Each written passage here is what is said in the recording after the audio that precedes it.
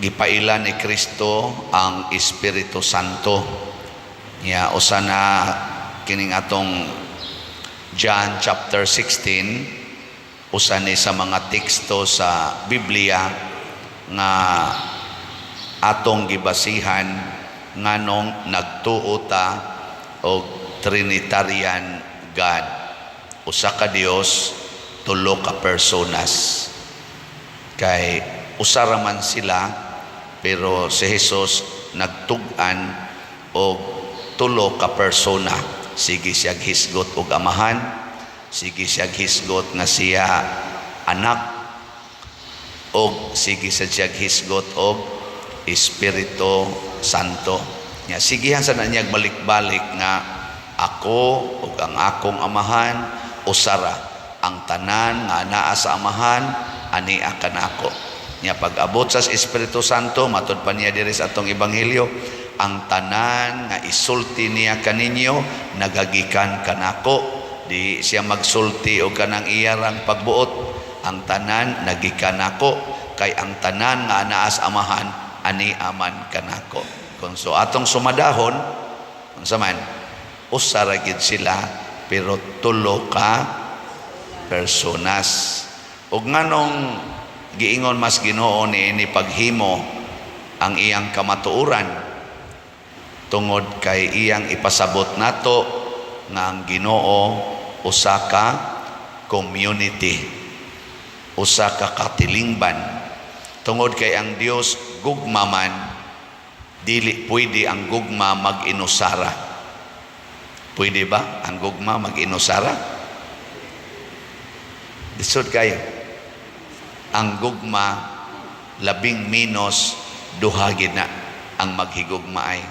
Di gyud ka kaingong nahigugma ka or kamao kang mahigugma kung ikaw na lang usa. Gitawag na natog loneliness. Muna kaming mga pare, wa man mi asawa, wa sad mi bana, nya mga madre sad wa say bana, wa say asawa, duha lang yapon mi. Di ba? Awa mo kasabot. Mo na gitawag ni siya og kamatuoran. Si Kristo ni claim, I am the way, the truth, and life. Nakaron iyang gihisgutan din ang iyang emphasis nga ang Espiritu Santo magtug-an sa kamatuoran. Nya doon na say giwali si Kristo nga niingon, the truth will set you free. Tuo ba mo ana nga ang kamatuoran maghatag natog kagawasan? Hinay man. Unsa man ang kagawasan? Unsa imong bation kung naana kay freedom? Luag ang imong gibati, why stress, why pressure, luag jud kayo. Kana bang wa kay kahadlok, wa kay kabalaka, wa sad kay kasuko. Ngilingi ay mong tupad. Naana karoy freedom. Kanang wa mulingi, wa na maka-feel og freedom. Mo na siya. So, unsa may mahitabo kung mo mudawat na tas kamatuoran na adayoy freedom. Pero doon ay duha ka klases kamatuoran. Gitawag natog divine truth na asay human truths. Hay may mas importante ninyo, divine truth or human truth? Tanaw na to. Ang highest truth, matod pas philosophy, is the divine truth. Ang lower truth, human truth. Muna'y absolute truth ang divine truth. Muna si San Pablo sa unang pagbasa, kay kani si San Pablo educated man nga pagkatao, philosopher pod siya. Nasa philosophy ba? Kamao siyang mo analyze, kamao siyang mo paambit o kamatuoran in a philosophical way, theological way. Mao na nga iyang giingnan ang taga Atenas, kay kaning Atenas mga philosophers man ni sila, mga thinkers ba, mga Greeks. Daghan kay ni sila mga gods and goddesses. Di ba kanang Greek mythology, mythology ba ito?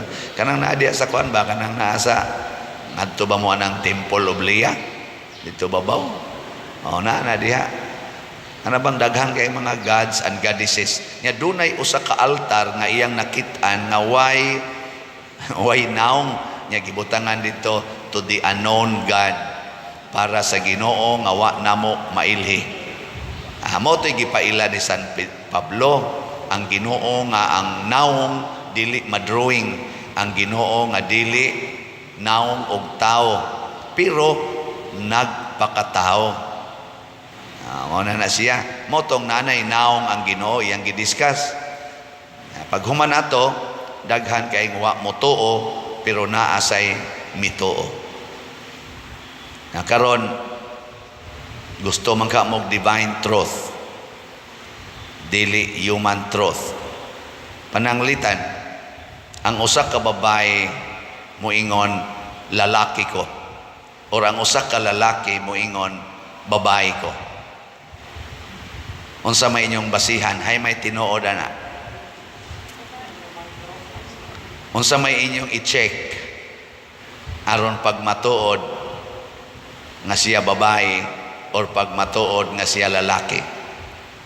Unsa inyong i-check? Human or divine truths? Taka lang mo giyaw-yaw. Divine truths. Unsa may truths nga divine? Kanang dili hinimo sa tao, kanang genital organ sa lalaki o sa babae, hinimo ba nagtao? Hinimo dili. O anha ta diha magsugod? Kay ang naong usahay, pwede man ang naong mapupariha na may lalaki nga ang naong murag yung babae kahamis. Pwede sad magpataas og buhok, pwede sad managko ang dughan, pwede sad Muslim. Kaning niya mao man ni ang mga pulso mas laki dagko man ni o kaning tutunlan, pwede masanig Muslim hasta kani. Pero ang di malalis ang genital organ. Kana divine na siya tungod kay wa buhata sa tao. Nakaron gipamugo sa tao aron mahitabo transplant. Pero wa gid sila magbuhat, gitransplant, giibot sa pikas o gitanom dito sa pikas. Transplant. Tawag ko na yung transgender. Di ba? LGBT. Q. Kana ato ginang respetuhan, pero dawato nato ang tinuod nga kamatuoran nga ang divine truth is higher than human truth. Unya ang Holy Spirit mao ni muda nato ngadto sa tinuod nga kamatuoran nga maghatag gid nato freedom, inner and external freedom sa atong kinabuhi. May karon kanang kinasal nga babae o lalaki niya, ang laki nabuang sa suyop, bisyo, sigihan nagkulata ang babae. Sama na, buwagan, dili. Sige, tubag. O ikaw mo babae na igo, anak, kulatahon ka, yan nangabit pagyod kay wala lagi na turiring laging otok. Buwagan, dili.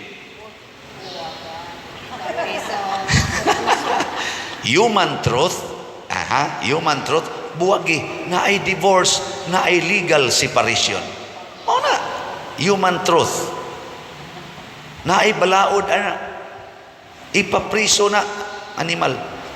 O di madag, papatay. Ipabitay na dito sa, na ubang balaod nga, bitayon yun. That is human truth. Unsa may divine truth, kadtong inyong gipanaa diri sa pagkasal for better or for worse. Sa tungo sa? In sickness and in health, for richer or for poorer, till death do us part. Kana mo truth nga divine. Bihay may inyong sundo na nabe. Ana nga maong sitwasyon. Duha mo na ka-truths. Magpakamatay ko tungod kay tumano nako ang akong divine truth nga asawa gyud ko aning animal. Asawa gyud ako gining bana ning yawaan ni or buwagan kay maunay gi-mandate sa human truth. Yeah. Hoy. Sige, lingi ay mong tupad. Yung naasa man ka na, divine truth or human truth. Oh, Kamo lay pili. Total, wa man kumaminyo. Kamo may mga minyo. Ay, mga naong ninyo. Kaklaro, anak. Kanina lang. Buhok, giuban. Kisay gahimo ana nga niputi ang buhok, human or divine? Kana divine truth sada nga ang imong buhok sama ning ako, nanay puti, nanay itom. Sa una pulos ni itom, wa sa to nako tuyo ang pulos itom. Hangtod ni edad kog mga 40 ni sugod na gawas ang mga puti. Karon nga padong na mo sa isinta, hopefully makaabot pa karong November 24. Nena, pulos-pulos na puti. Wa gyud din ako hilabti. Ako ning i-claim divine truth ni kay dili ni hinimog tao. Unyag igsunod adlaw, itom na kay kog buhok. Kay nisod ko dito sa parlor, akong gipakuluran. Unsa man na? Divine truth o human truth? Sige, asa may inyong ganahan tan-aw nako, ang akong human truth or ang divine truth? Giing nako, ing na. Unsay inyong nindutan og tan-aw nako nga magpa-human truth ko or i-keep ko ning divine truth? May lang mo nako, then mo gingon divine truth. Nya kamo kusog kay mong mo pa human truth. Sige, nakakuha na mo? Nakuha na. Nakaroon, ari na ta sa epikto. Ngano man nga ang purpose sa Holy Spirit is to lead us to the truth. Labi na gyud divine, moral, spiritual truths. Ngano man? Because that is the only way to make us holy. Ang makapabalaan nato kana ra gyung divine truth. Absent gani na, supakon gani nato ang divine truth, din agit ta mabalaan. Nya kinsa maning taong balaan? Unsaon pag-ila nga ang tao balaan? Sige, ako isulti ang at least mga upat ka qualities sa taong balaan. Una, sama sa gibuhat sa mga apostoles o sa mga santos, magsigig sangyaw sa pulong sa sugo sa Ginoo. Bisan paglatuson, bisan pagpatyon, musangyaw gina sila. Mao na ang nahitabo nila ni San Pablo, San Pedro, nila ni Silas, uban pa, San Pedro Calungsod, San Lorenzo Ruiz, bisan paghulgaon, di ginakapugong, magsigi ginagsangyaw. Sila San Pablo, gikan pagutong gikulatag maayo, gilatos og maayo, gipriso, pagkagawa sa prisuhan, nagsangyaw lang yapon. Wa yun mohunong. Hilingi ay mong tupad. Inasigi kag sangyaw sa pulong sa Ginoo. Oy, mariti sinoon, libak hinoon, nang libak yun. Mao gina. Pasabot, wa kay kabalaan, kay wa na ka magsunod sa divine truth. Ang imo, fake news. Human truth. Oftentimes, human truths are fake news. Mao na ka ng social media, more man na sa human truth, scientific man na, daghan kay dihang fake news. Ang naong sa laki, himuong kalit og babae. Niya ang lawas, laki. Ang naong babae, ka na bang gitawag lang crafting unsay tawagan? Nabi tayo nagpa-picture nako. Ingon din siya, Father, selfie lang ta. Ya pag anak niya siyang cellphone siya, ay time sa di ay iyang gi-adjust siya. Kani mas nindot ning atong naong ni hamis og ngayo akong naong. Mura nagugwa nagi ko pertig yung hamis sa murag nag-transfiguration kay naaman din na sa cellphone kanang naang mag-usab-usab ba ang mao din ang naimotics nako nga mga babae pastang hamisag naong maibog lang gud ta hinuon hala ka hamis ani niya ang actual day gansal-gansalon day kay daghang fake news diha sa kanang computer so kay scientific man na pero ang dili yun matlalis nga truth is divine truth muna sangyaw gyud pulong sa Ginoo pasar mo ana balaan na mo ikaduha ang ang balaan nga tao magsigig higugma sa iyang isig ka tao di gyud masuko sige ra gyud higugma sige ra gyud higugma di gyud masuko bisan pag imong kulatahon lud-an imong iyang naong moingon ra gyud siya this cannot change my love for you nganuman nagbarog man siya sa kamatuoran pananglitan iya man ang silingan nya gikulata siya sugo man ni Kristo ang nag-ingon higugmaa ang imong silingan samas imong kaugalingon sama sa dani akong kamot usahay inig kaligo nako matuslukan ang akong mata inig panglugod nako pero di nako putlon ang akong tudlo kay kabahin ni nako sipiat lang gito natuslukan lang yung mata dili mo ingon ang mata putla ng animala na kay gituslok ang sakit kay tanan mohila ka sad kanira say magunay-unay og pahid awa mo kasabot that is divine truth na you are part of myself og imo kong kulatahon di tika baslan kay you are part of myself the mystical body of Christ sige lingay mo tupad na you are part of me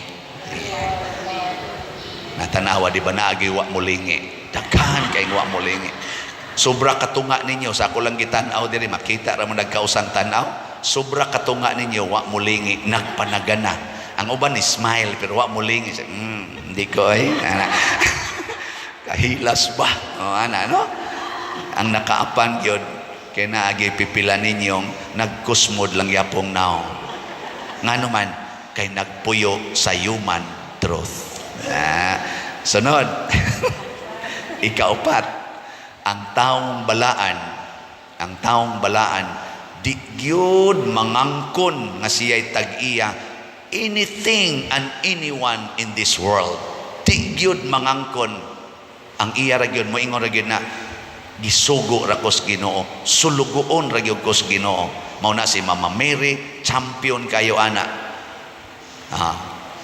sige kinsa maroy tag-iya sa imong kwarta Ginoo nag-ingon ang Ginoo ipalit nag slot ansaman ipalit dili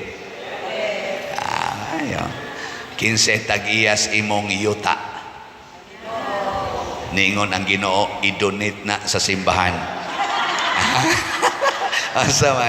ansaman i-donate dili so wa man ko yuta dinis palibot simbahan naaoy at bangay palitono na nato dako kay nagkantidad nya gusto ka mo donate og yuta simbahan kanang imong yuta ibaligya o niya ang halin ihatag diri kay ipalit na to ana sumura na sa kag nakadonate og yuta sa simbahan di ba kaklaro ana kasimple ana sige suway ninyo kamong naminaw karon napalitono na to di ay bali nag mga 6,697 ka square meters tag 10,000 per square meter ang baligyas tag iya gitagaan lang tag 6 months gikan adtong buwan sa Abril so karong Oktubre mutapos na ng maong tagal og di ta kapalit hinginla na tingali ta diha og ato nang mapalit so mo donate mo yuta dire ipamaligya ang inyong yuta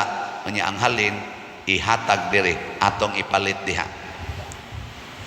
Tingali mga sunod simana or sunod buwan mapalit na nato kung daghan ang magpuyo sa divine truth. Unya mahigugmang mudunit sa yuta anyway di man ni ako sa Ginoo man ni. Siya unya imo man ang parkingan siya iuna na kog baligya ang sakyanan. Haron wa nay mo parking. Unya ang parkingan akong ibaligya sunod aron idunit dito. Oh, di ba? Hilingi ay mong tupad ina mo buhat ka na. Pataka lang. Dayon kaniha kani ikaupat na niha ikaupat sa tuy una ang taong balaan sigig sangyaw sa pulong sa Ginoo. Ikaduha siging higugma sa iyang isig katao because God is love. Ikatulo di gyud mangangkon nga siya'y tag-iya bisag unsa Ginoo gina. Ikatulo ang balaan nga tao ganahan kaing mamatay, excited gani mangandoy pagid na silang mamatay nganuman gusto sila nga makakita na gyud sa Ginoo face to face in heaven. Lingi ay mong tupad ning nanangandoy na kang mamatay. Wala diha dapita ma-check. Unya unsa may experience sa taong balaan ako nila din ako na lang ni-explain kanunay ha always ako na gamiton ang predicate nga always happy, always peaceful, always contented, and always relax or no rattle. Serenity ang tawag nato ana, serenity.